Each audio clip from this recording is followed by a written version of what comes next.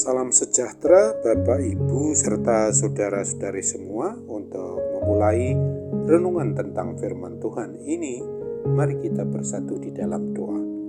Tuhan Allah Bapa di surga yang memelihara hati, akal, pikiran, dan perasaan kami umat manusia, berfirmanlah kepada kami sebab kami bersedia untuk mendengar, dan atas pertolongan Roh Kudus mampukan kami agar boleh melaksanakan hidup ini sesuai dengan kebenaran firman-Mu itu.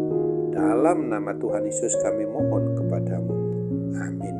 Sebagai nas renungan firman Tuhan pada hari ini diambil dari Habakuk 3 ayat 17 dan 18 yang berbunyi, sekalipun pohon ara tidak berbunga, pohon anggur tidak berbuah, hasil pohon zaitun mengecewakan, sekalipun ladang-ladang tidak menghasilkan bahan makanan, kambing domba terhalau dari kurungan, dan tidak ada lembu sapi dalam kandang, namun aku akan bersorak-sorak di dalam Tuhan, beria-ria di dalam Allah yang menyelamatkan aku.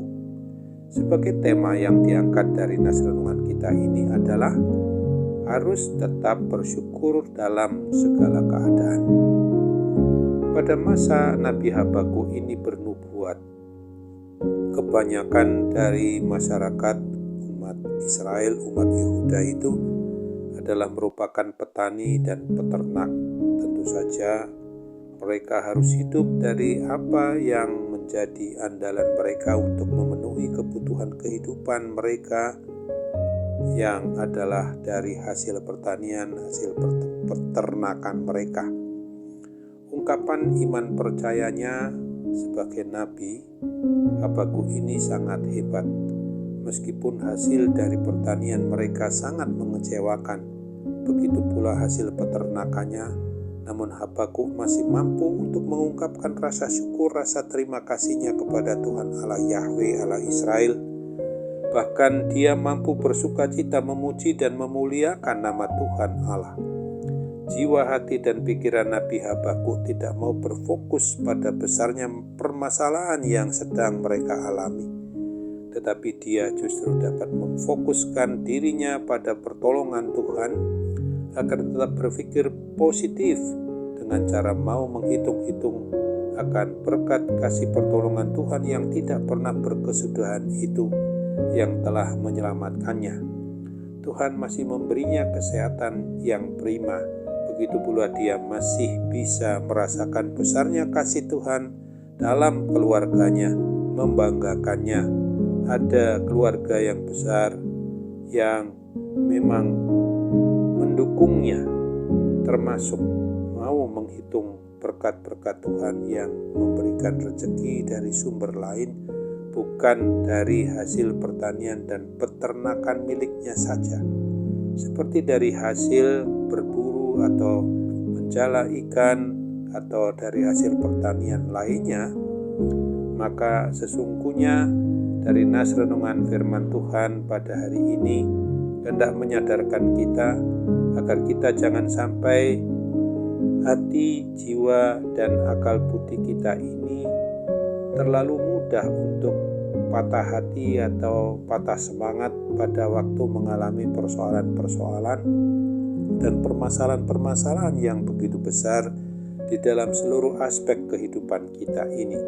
Tuhan Yesus Kristus menghendaki hati kita, umatnya, tidak berfokus pada besarnya persoalan atau permasalahan itu sendiri yang akan membuat patah semangat atau bersedih hati. Tuhan Allah Bapa di dalam Yesus Kristus dan dalam Roh Kudus-Nya menghendaki agar hati kita umat manusia dapat fokus pada besarnya kasih dan berkat Tuhan dengan cara hidup penuh rasa syukur, rasa terima kasih, sehingga tetap mampu bersukacita, memuji dan memuliakan nama Tuhan seperti yang dialami oleh Nabi Habakuk ini.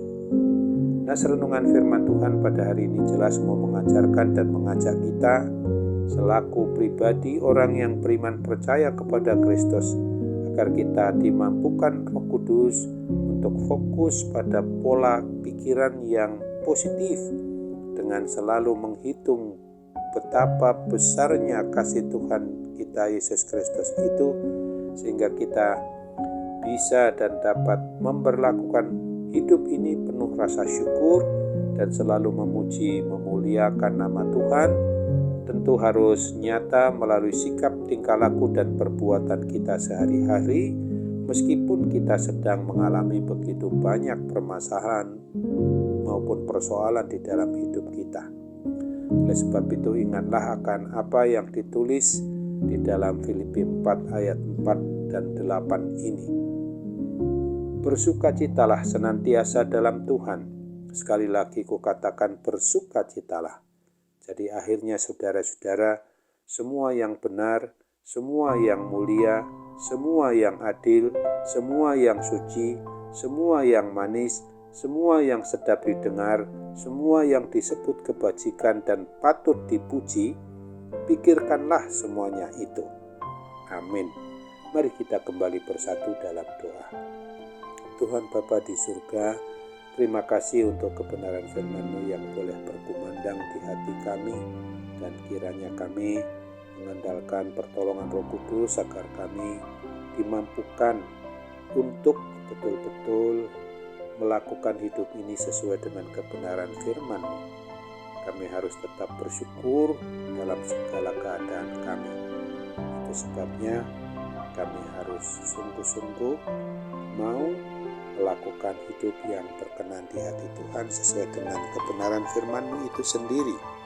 Bapa, tolong kami apabila kami juga sedang menghadapi banyaknya permasalahan-persoalan hidup kami, dan kami tidak mampu untuk mencari solusi terbaik, tetapi oleh pertolongan Roh Kudus kami percaya bahwa kami dimampukan untuk sungguh-sungguh keluar dari permasalahan hidup ini yang sedang kami hadapi sekarang ini, dan kesehatan maupun juga sakit penyakit yang masih saja mengganggu diri kami percaya bahwa Tuhan akan memakai sarana diagnosa dokter, obat-obatan yang digunakan, semuanya merupakan sarana untuk membuat kami boleh pulih dan sembuh dari gangguan kuasa sakit penyakit itu.